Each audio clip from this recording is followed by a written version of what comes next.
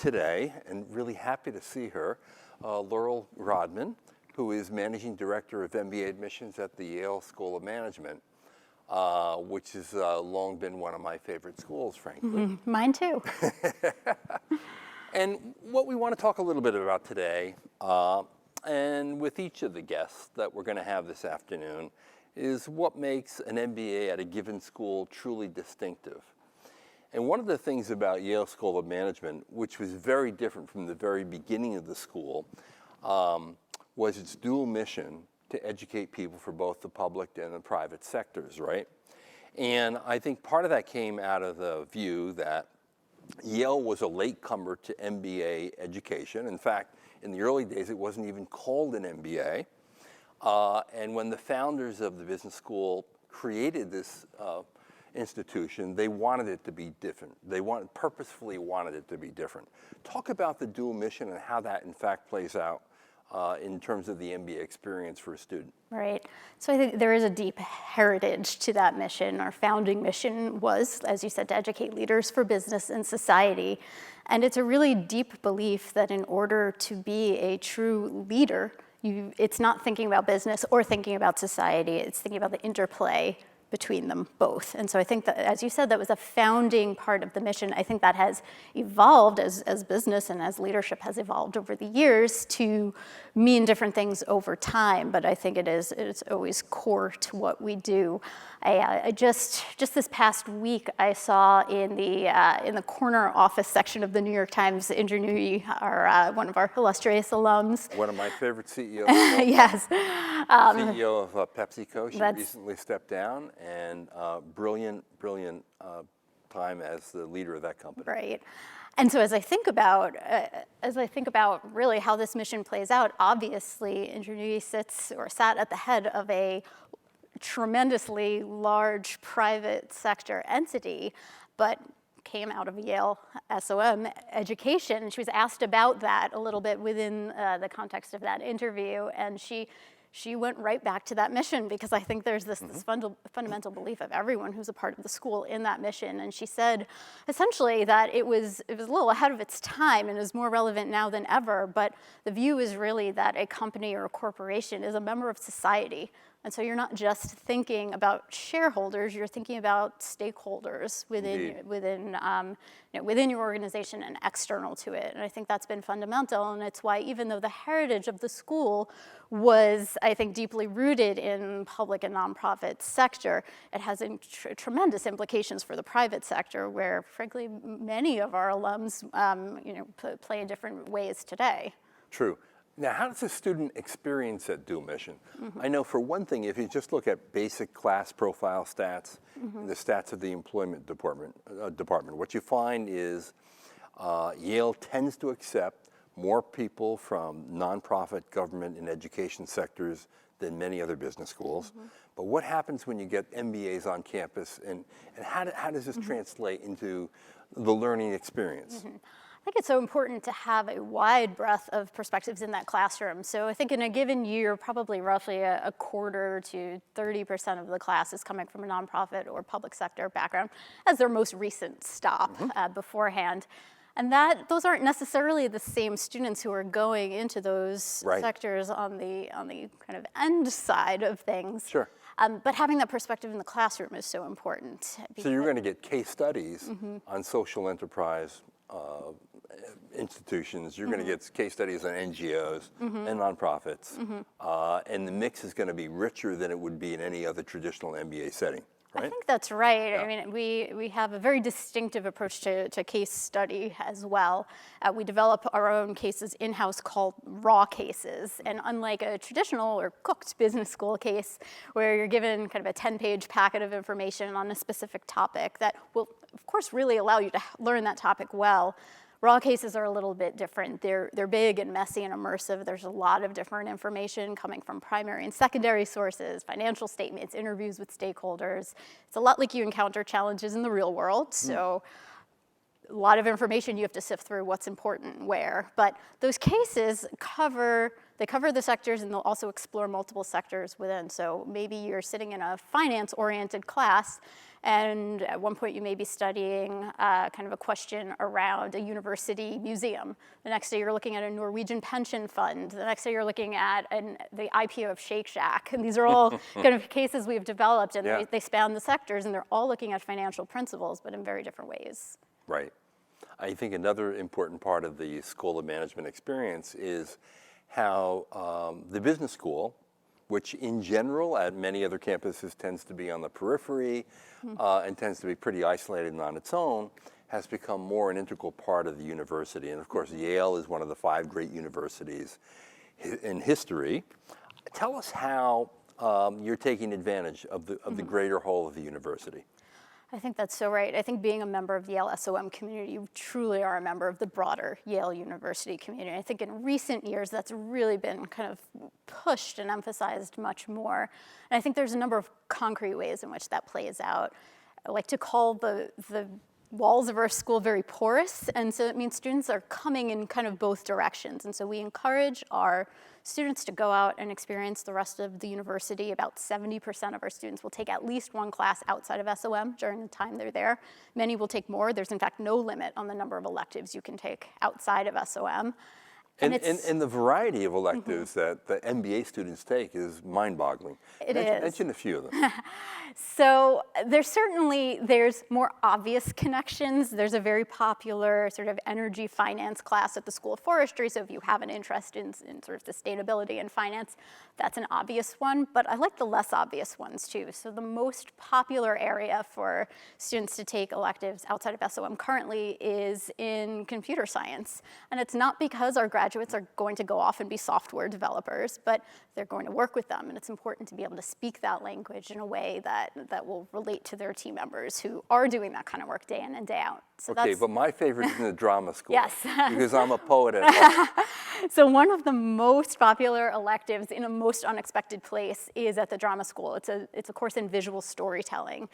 And at first blush, you think, okay, that's interesting, not necessarily all that relevant. But when you think about it, to be a leader, you have to be an effective storyteller. To recruit effectively, you need to be able to tell your story.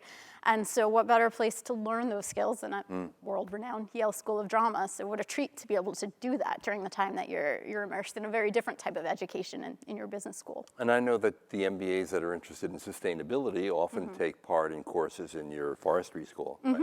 Yep, absolutely. And like I said, that goes 2 ways. So we have about 1,200 students a year from other parts of the university taking classes at SOM. And the reason— So you're getting those diverse viewpoints from people who aren't really even headed into the business world, or don't think they are at least. Exactly. Into the classroom. Exactly. But as an MBA student, that's really meaningful because you may not have someone in your class who's thinking deeply about those areas the way that someone at the School of Public Health or at the law school might be, but you get that perspective then in the classroom through that experience. And the other big initiative that's occurred under your current dean, who is leaving soon, Yale SOM recently named a new dean, but the dean that is leaving has had quite a mark on the school. And this other area is globalization. I know that Ted Snyder, the dean, came in saying he wanted to make Yale SOM the most global business school in the United States. Has he? I would say so. As I think about his tenure, I think that is one of the most meaningful marks that he's left. I think SOM has historically been an international and a global place, but he's really put a fine point on that and operationalized it in some ways. I think the deepest sort of impact and legacy there is around the Global Network for Advanced Management. So he took the lead in establishing this network of 30 different business schools across the globe in pretty much every major market, 6 continents. And that's just sort of cracked open the possibility for innovation in the global management space in a way that a one-to-one or a one-to-a-few partnership can't quite do. Because you're able to put together global virtual teams. Yep. Have classes that are called, I'm going to let you give the acronym, because it's a funny acronym. It's not a MOOC, but it's a SNOC. SNOC. Now, what is a SNOC? So I think our more dignified name for them are our global network courses. A SNOC is a small network online course, and that's just sort of the platform for delivering it. So rather than just being able to tap into the expertise of your own campus, you can tap into the expertise of any of the, the 30 campuses available. So some of the global network courses currently running are, there's one in financial inclusion that's coming out of FGV in Brazil. There is one on corporate innovation and entrepreneurship coming from EGADE in Mexico. And so you sit in the comfort of your home, but you're interacting with a truly global classroom. And so you're getting not only the perspectives of those who are in your Yale environment, but people who are learning about and working in business throughout the globe. And another device that was created in pursuit of globalization is the so-called Global Network Week. Explain what that is. So those are sort of live concentrated versions of that. And so Global Network Weeks happen 3 times a year, and some subset of 15 or 20 of the global network schools will host a week simultaneously in their area or in an area of faculty expertise. And so you, as a Yale SOM student, will travel to one of these destinations and, again, learn in a truly global classroom. So you may have a handful of Yale classmates in there, but it's primarily students from the other global network schools. And so we just finished up a round of those, and students traveled to, had the Technion in Israel, where there was a class focused on coming up with ideas for your new venture, because that school has a lot of expertise in product development and innovation. There was one at Renmin in China on moving from made in China to invented in China. And so lots of different options there. One on sustainable tourism at the Asian Institute of Management in Singapore, in the Philippines, sorry. So lots of different options there as well. Ultimately, I think we did a tally. There were 55 different options for international engagement at SOM in the past year. Remarkable. How have these changes changed who goes to Yale? That's a good question. I think people have begun, and this has happened, I think, over a span of time, to see SOM as a place that truly prepares leaders for all sectors and regions. So I think both of those pieces are important. So when it comes to sectors, I think there was a point in time, hopefully further back in our history, where Yale was sort of thought of as the nonprofit school. It's definitely part of our heritage, and it's something that we're proud of, that we have sort of a cross-sector approach. But I think what I liked about what Indra said is I think society has and business has caught up with where we've been for a long time. You need to have this cross-sector and this global approach to business, no matter what sector you land in. And so I think we have attracted a more kind of industry and kind of academically diverse group of students than ever, and a more global one. So again, business is inherently global today. There's barely a role that an MBA graduate is going to inhabit where you're not affected by the global macroeconomy and global competitors and collaborators and so on. And so with that, I think as we've established that as a very, literally a core part of our curriculum, we were the first top business school to require a global studies engagement during the time you're here. I think that's in turn created kind of a virtuous circle. So I think we've become more global as a result of that. And the world has kind of come to you because in effect, many MBA students today don't want just another job. They want a job with some purpose and some meaning that serves the greater good. I think that's right. Which was an original thought when the school was in fact founded on this dual mission. The other thing we didn't mention that I think is worth mentioning is the fact that for quite a few years, Yale has had an integrated curriculum. And an integrated core curriculum essentially means that the courses aren't taught in silos, but in fact, many courses are team taught. And explain that approach and why it's good. Absolutely. So I think this is a reflection, as I think all of these iterations of our mission are, it's a reflection of what's going on in the marketplace and a response to the way that our MBA graduates will really inhabit their roles after life at Yale. And so in thinking about our integrated curriculum, I think it helps to think for a moment about the way the most traditional business school curricula were developed. So sometime in the 1970s, organized around the academic silos that existed in a business school. And that was, so you had your marketing and your economics and your finance and your accounting, and that made sense. It was the way schools were organized, and it was the way that most post-MBA roles were organized. So you entered a big conglomerate in marketing or finance, and you worked your way up through that ladder for a long time before you necessarily had more cross-functional oversight. But roles have changed so much. Our MBA graduates are going into much more diversified roles much earlier in their career. Consulting is obviously much more popular, which requires sort of a cross-disciplinary approach. There are many more entrepreneurs or people working in startups where you're wearing many different hats at once. And so it's sort of a recognition of roles have changed. The way that you learn about business needs to change as well. That takes a lot of work in a big institution, but Yale really made a commitment to that. And so when we introduced our integrated curriculum, it required a lot of kind of a change internally on how we do things. And so the integrated curriculum, rather than teaching sort of in those silos, will still teach all the fundamentals of marketing and finance and accounting and all those things that you want to learn about in business school, but in a much more interdisciplinary, integrated way. So you have courses that are organized around the various perspectives that matter to an organization. So things like the competitor, the customer, the investor, the executive, and so on. And to your point, you'll often have a course that's co-taught.